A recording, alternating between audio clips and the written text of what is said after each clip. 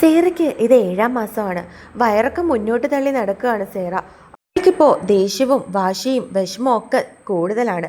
നേരത്തെ ക്രിസ്റ്റി ദേഷ്യപ്പെടുമ്പോൾ തിരികെ ദേഷ്യപ്പെടുകയും മറ്റും ചെയ്യുന്ന സേറ ഇപ്പോൾ അവനൊന്ന് ദേഷ്യപ്പെട്ട് നോക്കിയാൽ കണ്ണ് നിറയ്ക്കാൻ തുടങ്ങും.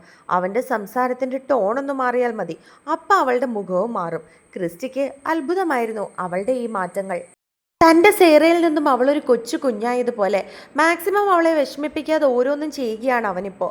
ഓഫീസിൽ നിന്നും ദേഷ്യത്തോടെ വന്നാലും അവൻ അതൊന്നും അവൾക്ക് മുൻപിൽ കാണിക്കില്ല. കാണിച്ചാൽ അന്ന് പിന്നെ കരച്ചിലും പിണക്കവുമാണ് പെണ്ണ്. മാസങ്ങൾക്ക് ശേഷം ഒരു സന്തോഷം കൂടി ഉണ്ടായി. സേറയുടെ വാവയ്ക്ക് കൂട്ടായിട്ട് മിത്രയുടെ വാവയും വരവറിയിച്ചു. ഇപ്പോൾ 2 മക്കൾക്കും വേണ്ടിയുള്ള കാത്തിരിപ്പിലാണ് ഇരു കുടുംബങ്ങളും. വീണ്ടും മാസങ്ങൾക്ക് ശേഷം ക്രിസ്റ്റി ഓഫീസിൽ പിടിപ്പത് പണിയിലാണ്. അതിൽ തിരക്കിലിരിക്കുകയാണ് അവൻ. പെട്ടെന്നാണ് അവൻ്റെ ഫോണിലേക്ക് ഒരു കോള് വരുന്നത്. വീട്ടിൽ നിന്നുമാണെന്ന് മനസ്സിലായതും അവൻ ഉള്ളിൽ ചെറിയൊരു ഭയത്തോടെ കോൾ എടുത്തു. കാരണം ഇനി എപ്പോൾ വേണമെങ്കിലും സേറയ്ക്ക് വേദന വന്നേക്കാമെന്ന് പറഞ്ഞിട്ടുണ്ട് ഡോക്ടർ. അവൻ ഫോൺ എടുത്ത് ചെവിയിലേക്ക് വെച്ചു. ക്രിസ്റ്റി! മറുവശത്തു നിന്നും അവളുടെ മമ്മിയുടെ ശബ്ദം കേട്ടതും അവൻ്റെ നെഞ്ചൊന്നിടറി. എന്താ മമ്മി? അവൾക്കെന്തെങ്കിലും? അവൻ ആവലാതിയോട് ചോദിച്ചു. മോനെ, ഞങ്ങൾ ഹോസ്പിറ്റലിലേക്ക് പോയിക്കൊണ്ടിരിക്കുക. മോൾക്ക് പെയിൻ വന്നു. മോൻ അങ്ങോട്ട് വരുമോ? അവർ സംശയത്തോട് ചോദിച്ചു. ഞാൻ വരാം മമ്മി. ആരുണ്ട് മമ്മിയുടെ കൂടെ? അവൻ വീണ്ടും ചോദിച്ചു. ഞാനും മോളും മാത്രമേ ഉള്ളൂ മോനെ. ഇച്ചായനെയും കൂട്ടി വരണേ. ഫോൺ വെക്കുന്നതിനിടയിൽ ഓർമ്മിപ്പിച്ചു. മമ്മി, ഇച്ചായനോട് പെട്ടെന്ന് വരാൻ പറയണേ. അടുത്തിരുന്നു കൊണ്ട് വേദനയുടെ ഇടയിലും അവൾ പറഞ്ഞു. ഞാൻ പറഞ്ഞിട്ടുണ്ട് മോളെ, അവൻ വരും. മോള് ടെൻഷൻ അടിക്കാതിരിക്കെ. BP കൂടില്ലേ? അവർ പറഞ്ഞു. അവളുടെ സംസാരം കേട്ടതും ക്രിസ്റ്റിക്ക് വെപ്രാളം തോന്നി. എത്രയും പെട്ടെന്ന് അവളുടെ അടുത്തേക്ക് ചെല്ലണമെന്ന് അവൻ കരുതി. ഉടനെ ടേബിളിലിരുന്ന കാറിൻ്റെ കീയും എടുത്തുകൊണ്ട് അവൻ ക്യാബിൻ്റെ വാതിൽ തുറന്നു. മമ്പി വെച്ചോ, ഞങ്ങളിപ്പോൾ വരാം, അവൻ പറഞ്ഞു. ശരി മോനെ, അവർ പറഞ്ഞുകൊണ്ട് ഫോൺ വെച്ചു. സേറയ്ക്ക് എപ്പോഴാണ് ആവശ്യം വരുന്നതെന്ന് അറിയാത്തത് കൊണ്ട് അവരൊരു ഡ്രൈവറിനെ വെച്ചിട്ടുണ്ടായിരുന്നു. അയാളെ കൂട്ടിയാണ് അവളുടെ മമ്മി പോയത്. അവൻ ക്യാബിന് പുറത്തേക്ക് ഇറങ്ങിയിട്ട് ഫ്രാൻസിസിനെയും വിളിച്ചുകൊണ്ട് ആശുപത്രിയിലേക്ക് ഇറങ്ങി. അവർ ചെന്നപ്പോഴേക്കും അവളെ ലേബർ റൂമിലേക്ക് മാറ്റി. അവളുടെ മമ്മി അതിൻ്റെ പുറത്തായിട്ടിരിപ്പുണ്ടായിരുന്നു. മമ്മി! അവൻ ചെന്നതും അവരെ നോക്കി വിളിച്ചു. മോനെ, ഇപ്പം അങ്ങോട്ട് കയറ്റിയതേ ഉള്ളൂ. ഇത്രയും നേരം നിന്നെ ചോദിച്ചുകൊണ്ടിരിക്കുകയായിരുന്നു. നീ ഇപ്പം വരുമെന്ന് പറഞ്ഞ് ആശ്വസിപ്പിച്ചു. നിന്നെ കണ്ടിട്ടേ കയറുള്ളൂ എന്ന് പറഞ്ഞ് കരയുമായിരുന്നു അവള്. അവർ അവനെ നോക്കി പറഞ്ഞു. വരുന്ന വഴി ബ്ലോക്കായിരുന്നു മമ്മി, ഇല്ലെങ്കിൽ കുറച്ചും കൂടി നേരത്തെ വന്നേനെ. അവരും തിരികെ പറഞ്ഞു. അവർ പറയുന്നത് കേട്ടതും ക്രിസ്റ്റിയുടെ മനസ്സിൽ കൂടി സേറ പറഞ്ഞ കാര്യങ്ങൾ ഒരു നിമിഷം കടന്നുപോയി. ഇച്ചായ! അവൻ്റെ നെഞ്ചിൽ തലവെച്ച് കിടക്കുകയായിരുന്ന അവൾ തല ഉയർത്തി അവൻ്റെ മുഖത്തേക്ക് നോക്കി വിളിച്ചു. അവൻ എന്താണെന്നുള്ള അർത്ഥത്തിൽ അവളുടെ മുഖത്തേക്ക് നോക്കി. ഇച്ചായ, എൻ്റെ കൂടെ എപ്പോഴും കാണണേ. അവൾ അവൻ്റെ മുഖത്തേക്ക് നോക്കി പറഞ്ഞതും അവൻ സംശയത്തോടെ നോക്കി. ഞാൻ എപ്പോഴും എൻ്റെ സേറയുടെ കൂടെ ഉണ്ടല്ലോ, പിന്നെന്താ? അവൻ അത് കേട്ടതും തിരികെ അവളോട് ചോദിച്ചു. ഇച്ചായ, നമ്മുടെ കുഞ്ഞ് വരാറാകുമ്പോൾ എന്നെ ഹോസ്പിറ്റലിൽ കൊണ്ടുപോവില്ലേ? അപ്പോഴും എൻ്റെ ഇച്ചായൻ എൻ്റെ ഒപ്പം ഉണ്ടാവണേ. എനിക്ക് എൻ്റെ ഇച്ചായനെ കണ്ടിട്ട് വേണം അങ്ങോട്ട് പോവാൻ. എത്ര തിരക്കാണെങ്കിലും അപ്പം അവിടെ വരണേ. അവൾ അവൻ്റെ മുഖത്തേക്ക് നോക്കി പറഞ്ഞതും അവൻ ചിരിച്ചുകൊണ്ട് അവളെ ചേർത്ത് പിടിച്ചു. എൻ്റെ സേറയുടെ ഒപ്പം ഞാൻ എപ്പോഴും ഉണ്ടാകും. എൻ്റെ സേറ കഴിഞ്ഞിട്ടേ ഉള്ളൂ എനിക്ക് വേറെന്തും. പോരെ? അവൻ പറഞ്ഞതും അവൾ സന്തോഷത്തോടെ അത് കേട്ട് ചിരിച്ചു. ഒരു നിമിഷം അവൾ ചോദിച്ചതും മറ്റും അവൻ്റെ മനസ്സിൽ കൂടി കടന്നുപോയതും എന്തിനും അവൻ്റെ കണ്ണുകളൊന്നും നനഞ്ഞു. അവൾക്ക് കൊടുത്ത വാക്കു പാലിക്കാൻ പറ്റാതെയായി പോയതിൽ അവന് വിഷമം തോന്നി. ഡോക്ടർ എന്തേലും പറഞ്ഞിരുന്നോ? ഫ്രാൻസിസ് അവരെ നോക്കി ചോദിച്ചു. അത് കേട്ടാണ് അവൻ ഓർമ്മയിൽ നിന്നും തിരികെ വന്നത്. ഇല്ല ഇച്ചായ, ഒന്നും പറഞ്ഞിട്ടില്ല. മോൾക്ക് നല്ല പെയിൻ ഉണ്ടായിരുന്നു. അവരയാളെ നോക്കി മറുപടി പറഞ്ഞു. സേറ ക്രിസ്റ്റിയുടെ ബന്ധുക്കളല്ലേ? പെട്ടെന്നൊരു നേഴ്സ് വാതിൽ തുറന്നുകൊണ്ട് ചോദിച്ചു. അതെ സിസ്റ്റർ. സേറയ്ക്ക്? അവൻ സംശയത്തോടെ നോക്കി. പ്രസവിച്ചു?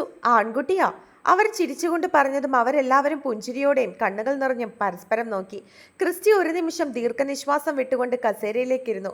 അവന് ഒരുപാട് സന്തോഷമായിരുന്നു. തൻ്റെ പെണ്ണിനെയും കുഞ്ഞിനെയും കാണാൻ അവൻ്റെ ഹൃദയം തുടിച്ചുകൊണ്ടേയിരുന്നു. മോൾക്ക്? അവളുടെ മമ്മി സംശയത്തോട് ചോദിച്ചു. കുഴപ്പമൊന്നുമില്ല, ആ സിസ്റ്റർ അവരോട് പറഞ്ഞതിന് ശേഷം തിരികെ കയറിപ്പോയി. ക്രിസ്റ്റി പെട്ടെന്ന് ഫോൺ എടുത്ത് ഗിരിയെ വിളിച്ച് കാര്യങ്ങൾ പറഞ്ഞു. അവൻ്റെ അടുത്ത് തന്നെ മിത്രയും ഉണ്ടായിരുന്നു. സേറയുടെ കാര്യം കേട്ട് അവർക്കും ഒരുപാട് സന്തോഷമായി. പിന്നെ കുഞ്ഞിനെ കാണാനുള്ള കാത്തിരിപ്പിലായിരുന്നു അവർ 3 പേരും. കുറച്ചു നിമിഷം കഴിഞ്ഞതും സിസ്റ്റർ ഒരു പിങ്ക് കളർ ടവലിൽ പൊതിഞ്ഞ ഒരു തങ്കക്കുടം പോലെയുള്ള കുഞ്ഞിനെ പുറത്തേക്ക് കൊണ്ടുവന്നു.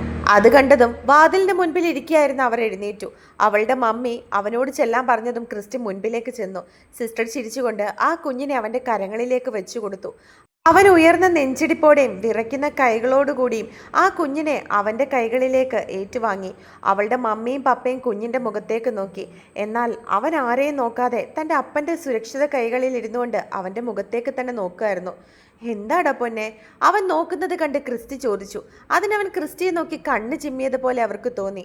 എടുത്തോട്ടെ, ആ സിസ്റ്റർ കുഞ്ഞിനെ തിരികെ വാങ്ങുന്നതിനായി ചോദിച്ചു. ക്രിസ്റ്റിക്കാണെങ്കിൽ അവനെ തിരികെ വിട്ടുകൊടുക്കാൻ ഒട്ടും മനസ്സ് വന്നില്ല. അവനെ എടുത്തിട്ടും കണ്ടിട്ടും മതിവരാതെ നിൽക്കുകയായിരുന്നു ക്രിസ്റ്റി. റൂമിലേക്ക് മാറ്റുമ്പോൾ കുഞ്ഞിനെ കാണാൻ പറ്റും.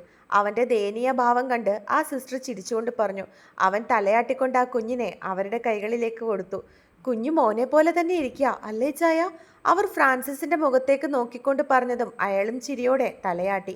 നെറ്റിയും കണ്ണുകളും ഒക്കെ എൻ്റെ സേറയുടെ പോലെ തന്നെയാ, ആ സ്പ്രിങ് മുടിയും. കേട്ടതും അവൻ പുഞ്ചിരിച്ചുകൊണ്ട് അവരുടെ മുഖത്തേക്ക് നോക്കി പറഞ്ഞു. അവൻ അങ്ങനെ പറയുന്നത് കേട്ട് അവരും ചിരിച്ചു.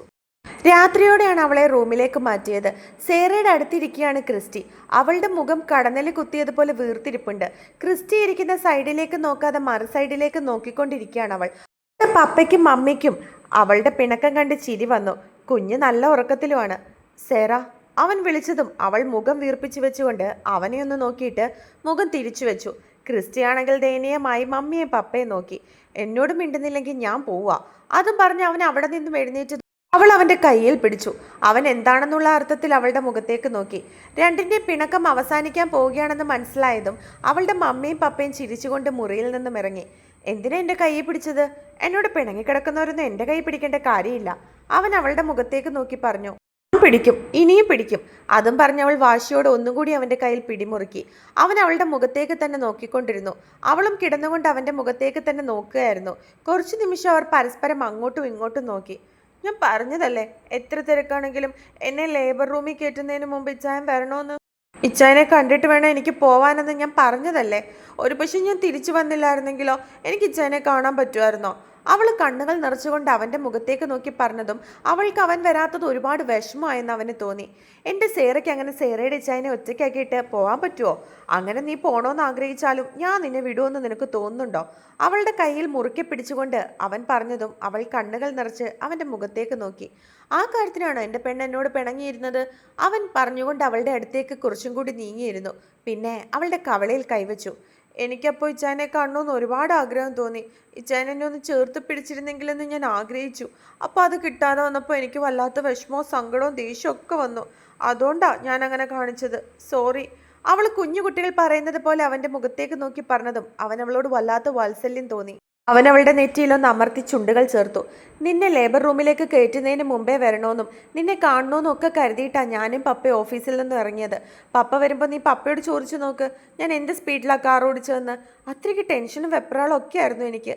ഓപ്പറേഷന് വേണ്ടി കയറ്റുന്നതിന് മുമ്പേ തന്നെ നിന്നെ ഒന്ന് കാണാൻ പറ്റണേന്ന് മാതാവിനോട് പ്രാർത്ഥിച്ചുകൊണ്ടാണ് ഞാൻ വണ്ടി ഓടിച്ചത്. പക്ഷെ എന്ത് ചെയ്യാനാ, ഇടയ്ക്ക് വന്നപ്പോൾ നല്ല ട്രാഫിക്കായിരുന്നു.